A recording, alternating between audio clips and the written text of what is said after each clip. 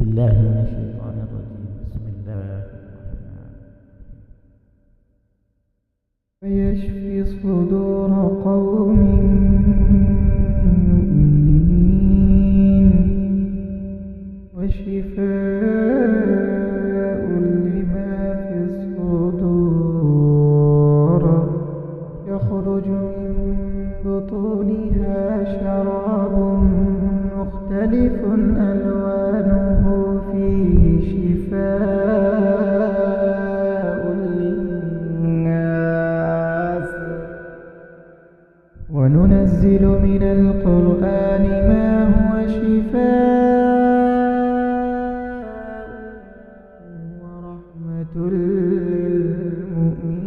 للمؤمنين فإذا مرضت فهو يشفين قل هو للذين آمنوا